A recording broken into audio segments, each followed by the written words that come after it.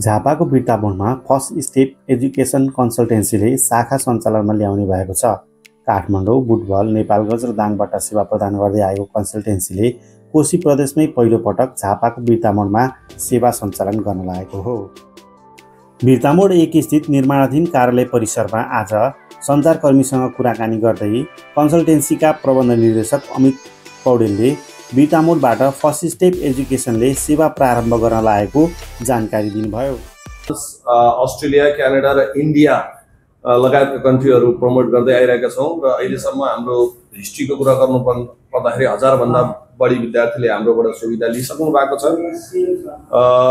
हामी one of the अब अहिले इस्टाब्लिस कन्टेक्स्टमा हेर्दाखेरि पुरानो कन्सल्टेन्सी हो। हामी सबै सर्टिफाइड काउन्सिलरहरू छौँ। प्लस अब भाषा प्रिपरेसन क्लासहरूको कुरा गर्नुपर्दा आइएल्स, पिटी, ड्युलिङ्गो, जिआरई जस्ता क्लासहरू पनि हामी सञ्चालन गर्छौँ र हजुरको सिटीमा आएका छौँ। अब हामी छिट्टै नै ओपनिङ गर्दैछौँ। अहिले हामी सेटअप फेजमा छौँ।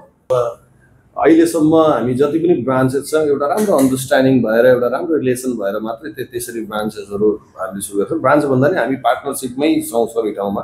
राम्रो छ। अब पहिलेदेखि म इभन काठमाडौँमा हुँदादेखि मैले धेरै एडमिसनहरू बिर्तामोडबाट पनि यो झापा एरियाबाट इचरीबाट पनि गरिरहेको थिएँ। स्पेसली इन्डियाको बेङ्गलोर जस्तो सिटीहरूमा पनि थुप्रै स्टुडेन्टहरू पढ्न जानुहुन्छ हायर एजुकेसन राम्रो इन्स्टिट्युसनको लागि। त्यसमा सम्भावना एकदमै राम्रो सम्भावना भएको सिटी हो। प्लस मेनली अब अब्रोड डेस्टिनेसनमा यो एरियाबाट राम्रो स्टुडेन्टहरू युएसए लगायतका, क्यानाडा लगायतका र अस्ट्रेलिया लगायतका कन्ट्रीहरूमा राम्रो छ। युके पनि एकदमै राम्रो। स्टेप सबभन्दा पहिला त मैले भनिसकेँ हामी 17 इयर्सको एक्सपर्टाइज छौँ होइन। मेन कुरा त्यो भयो। त्यसपछि हामी सबै सर्टिफाइड काउन्सिलरहरू हो। सेकेन्ड कुरा। थर्ड कुरा हामी नेपाल सरकार शिक्षा मन्त्रालयबाट स्वीकृति प्राप्त संस्था हो। तपाईँले देख्नुभयो होला अहिले नेपालमा कन्सल्टेन्सीहरू च्याउ उम्रे जस्तै एउटा भन्ने छ, उम्रिरहेको छ। जस्ट एउटा अलिकति अब गरौँ न त भन्ने खालको भएर चाहिँ कुनै एक्सपर्टाइज छैन। अब शिक्षा मन्त्रालयमा तपाईँले कुनै कन्सल्टेन्सी स्वीकृत हुनको लागि पनि सर्टेन एजुकेसन क्वालिफिकेसन हुनुपर्छ। अनि प्लस शिक्षा मन्त्रालय प्रोभाइड गर्ने टिआई ट्रेनिङ भन्ने छ। त्यो सर्टेन ट्रेनिङहरू लिएर मात्रै शिक्षा मन्त्रालयमा हामीहरू स्वीकृत प्राप्त गर्न सकिन्छ। भनेको तपाईँहरूले इन्क्वायरी गर्नुभयो भने पनि यो एरियामा मलाई लाग्दैन धेरै जसो साथीहरू चाहिँ केही त हुनुहुन्छ अभियसली, नभएको होइन होला। एक्ज्याक्ट डेटा त मसित पनि छैन। तर चाहिँ हामी शिक्षा मन्त्रालय अनि प्लस हामी विभिन्न युनिभर्सिटीहरूको डाइरेक्ट रिप्रेजेन्टेटिभ पनि हो यहाँ है। हामी डाइरेक्ट रिप्रेजेन्ट गर्छौँ। त्यो हुनाले स्टुडेन्टलाई के बेनिफिट हुन्छ भन्दाखेरि बाहिरको युनिभर्सिटी रिप्रेजेन्टेटिभ आएर यहाँ चाहिँ डाइरेक्ट उनीहरूलाई काउन्सिलिङ गरेर 1-to-1 काउन्सिलिङ पनि लिन पाउनुहुने भयो। प्लस हामीसित पहिलेदेखिको एलुमिनाई एकदम स्ट्रङ एलुमिनाई छ। हामीबाट पढ्न गएर पास आउट भइसकेको स्टुडेन्टहरू अहिले डिफ्रेन्ट ठाउँमा प्लेस्ड भइसक्नु भएको छ। आफ्नो एउटा सक्सेस स्टोरीहरू छ उहाँहरूको। त्यो कारणले पनि गर्दाखेरि हामी सायद फर्स्ट स्टेप एजुकेसनलाई विद्यार्थीहरूले बिर्तामोडमा चाहिँ रुचाउनुहुन्छ जस्तो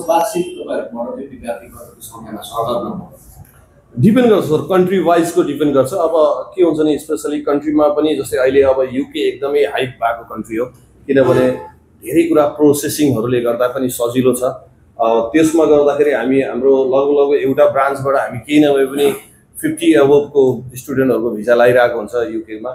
अनि प्लस हाम्रो अर्को मेजर स्ट्रेन्थ भनेको हामी इन्डियन स्टडिज हो। इन्डियन स्टडिजमा हामी इन्डियाको टप ऱ्याङ्क युनिभर्सिटीहरूमा हामी डाइरेक्ट यहाँबाट एडमिसन गर्छौँ र त्यसमा हाम्रो केही न पनि एउटा ब्रान्चबाट 100 जनाभन्दा बढी विद्यार्थीहरू हामीले चाहिँ अहिलेसम्म एडमिसन गरिरहेका छौँ र विथ स्कलरसिप इन्डियाको टप युनिभर्सिटीमा हामी नेपाली स्टुडेन्टलाई जुन एक्चुअली इन्डियन स्टुडेन्टले पे गर्ने फी भन्दा धेरै सस्तो फीमा नेपाली स्टुडेन्टहरू पढिरहेको छ। प्लस टप ऱ्याङ्क युनिभर्सिटीहरूमा चाहिँ उनीहरूले डाइरेक्टली बिर्तामोडबाट नै उहाँहरूले प्लेसमेन्ट पाउनुहुन्छ। प्लस डिफ्रेन्ट सर्भिसहरू जस्तै ड्रप इन फेसिलिटीहरू भयो। 4 वर्षसम्म उहाँहरूलाई हामीले चाहिँ प्रपर गाइडेन्स चाहिँ प्रोभाइड गर्छौँ यहाँबाट। फर्स्ट स्टेप एजुकेसन कन्सल्टेन्सी शाखाबाट शाखा प्रमुख दीक्षा बस्नेत, राशिका उप्रेती लगायतले सेवा प्रवाह गर्ने जनाइएको छ।